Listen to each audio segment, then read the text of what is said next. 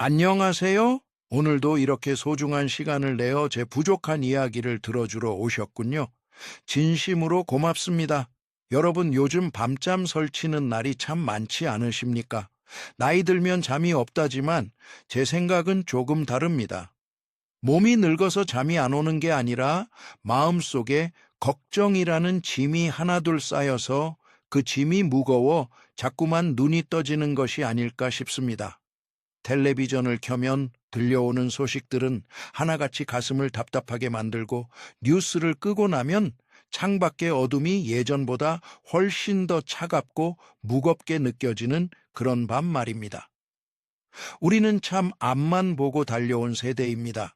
내 자식만큼은 나처럼 배고프지 않게 하려고, 이 나라가 어디 가서 무시당하지 않게 하려고 허리 한번 제대로 못 펴고 손마디가 굵어지도록 일만 하며 살았습니다. 나라가 잘 되어야 내가 잘 된다는 그 믿음 하나로, 때로는 내 몫을 양보하고 때로는 죽기 살기로 버텼던 시간들이었습니다. 그런데 요즘 길을 걷다 보면 문득 가슴 한구석이 서늘해질 때가 있습니다. 우리가 땀 흘려 일군 세상이 정말 이런 모습이었나? 우리가 자식들에게 물려주려던 나라가 원래 이랬던가? 하는 의문이 자꾸만 고개를 듭니다. 오늘은 제가 며칠 전 겪었던 아주 낯설고도 서글픈 장면 하나를 꺼내보려 합니다. 아마 여러분도 저처럼 길 한복판에서 멈춰 서본 적이 있으시다면 오늘 제 이야기가 여러분의 답답한 가슴을 조금이나마 뚫어주는 작은 바람이 되었으면 좋겠습니다. 며칠 전이었습니다. 오랜만에 관공서에 볼 일이 있어 나갔을 때의 일입니다. 점심시간이라 그런지 사람들은 북적였고 다들 자기 순서를 기다리며 줄을 서 있었지요. 저 역시 뒷사람에게 폐가 되지 않으려 바르게 줄을 서서 차례를 기다리고 있었습니다. 그런데 그때였습니다. 멀끔하게 차려입은 한 사람이 당연하다는 듯 마치 자기 집 안방인 양줄을 가로질러 맨 앞으로 가더군요. 예전 같으면 어땠을까요? 주변에서 허허, 젊은 양반, 줄 서야죠 하고 한마디씩 점잖게 타일렀을 겁니다. 잘못을 한 사람도 아이고 죄송합니다 하고 뒤로 가는 게 우리가 알던 당연한 질서였습니다. 그런데 그날 제가 본 풍경은 참으로 낯설었습니다. 누구 하나 입을 열지 않더군요. 다들 고개를 숙이고 스마트폰만 쳐다보거나 못 본 척 눈을 돌렸습니다. 참다 못해 제가 조용히 한마디 했습니다. 이보게, 여기 뒤에 줄이 있는데 순서를 지켜야지. 그랬더니 돌아온 것은 미안하다는 사과가 아니라 당신이 뭔데 참견이냐는 식의 차가운 눈총과 허수음이었습니다. 그 순간 제 주변 공기가 얼어붙는 것 같더군요. 바른 말을 한 제가 오히려 유난 떠는 노인네가 되어버린 그 묘한 분위기, 여기서 잠깐 멈춰서 생각하게 됩니다. 우리가 배운 상식은 잘못된 건 잘못됐다고 말하는 것이었고, 남에게 피해를 주지 않는 것이 인간의 기본 도리였습니다. 그런데 언제부턴가 이 나라에서는 그 상식이 손해보는 일이 되어버린 것 같습니다. 정직하게 줄 서는 사람만 바보가 되고 큰 소리치고 법망을 요리조리 피하는 사람들이 대접받는 세상, 원칙을 지키는 사람이 고리타분한 사람이 되고 편법을 쓰는 사람이 능력 있는 사람으로 칭송받는 이 풍경, 이 장면이 저는 너무나도 낯섭니다. 이건 단순히 예의의 문제가 아닙니다. 우리가 평생 믿어온 공정이라는 기둥이 뿌리째 흔들리고 있다는 무서운 신호처럼 느껴졌기 때문입니다. 가만히 옛날 생각을 해봅니다. 예전엔 마을마다 큰 느티나무가 하나씩 있었고 그 아래에는 늘 어른들이 계셨습니다. 아이들이 잘못된 길을 가면 꾸짖어 바르게 잡아주고 마을에 어려운 일이 생기면 지혜를 모아 중심을 잡아주셨죠. 어른의 말씀 한마디가 곧 법이었고 질서였습니다. 그건 권위가 아니라 인생을 먼저 살아온 이에 대한 존경과 신뢰가 바탕이 된 이 나라를 지탱하던 보이지 않는 힘이었습니다. 그런데 지금은 어떻습니까? 어른의 목소리는 꼰대의 잔소리로 치부되어 조롱거리가 되고 세월이 가르쳐준 지혜보다는 당장 눈앞의 이익과 자극적인 거짓 정보들이 세상을 지배합니다. 제가 가장 가슴 아픈 것은 우리 사회에서 염치라는 단어가 사라지고 있다는 사실입니다. 여러분, 염치, 옘치라는 말이 무엇입니까? 부끄러움을 아는 마음이지요.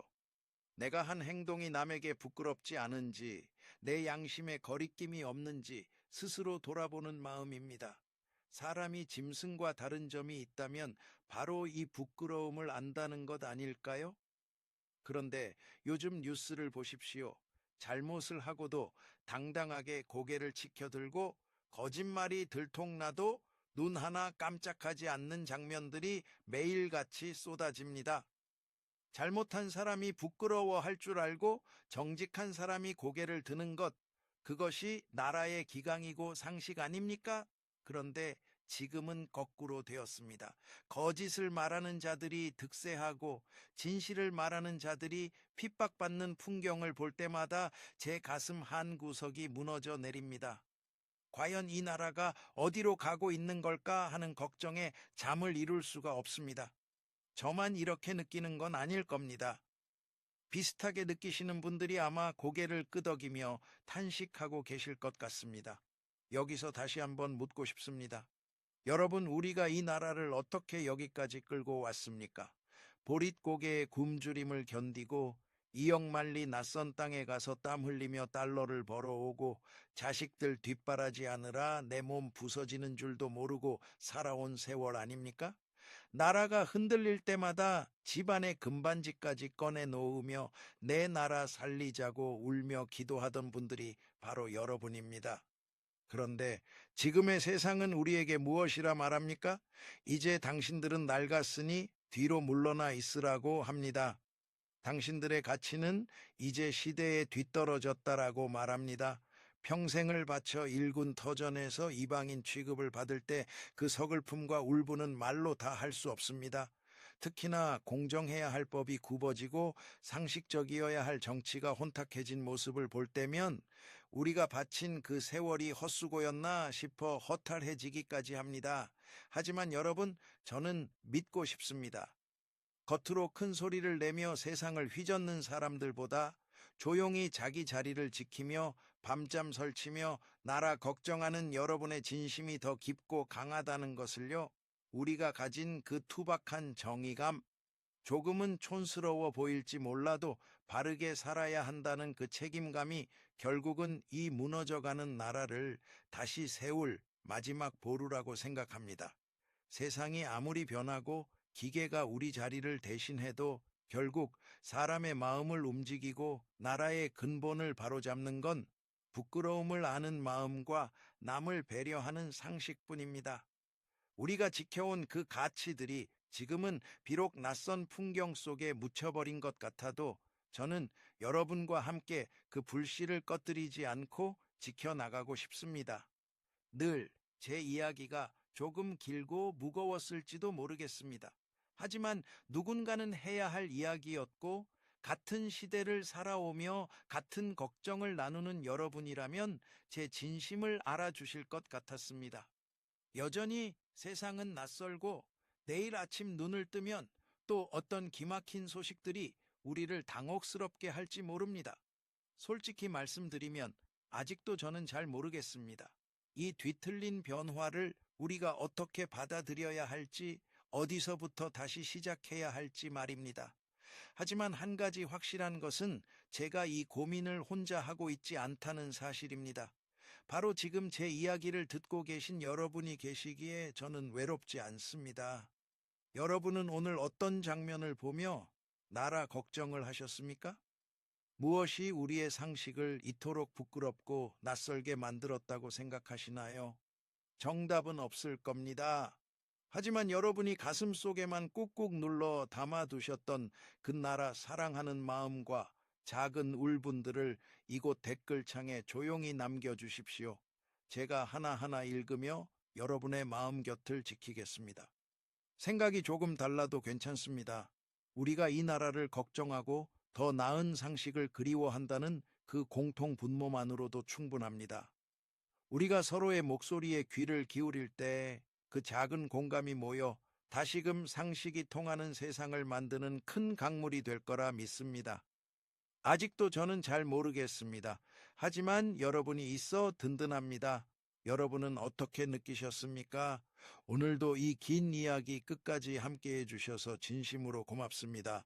모쪼록 건강 잘 챙기시고 마음 편안한 하루 되시길 빕니다. 고맙습니다.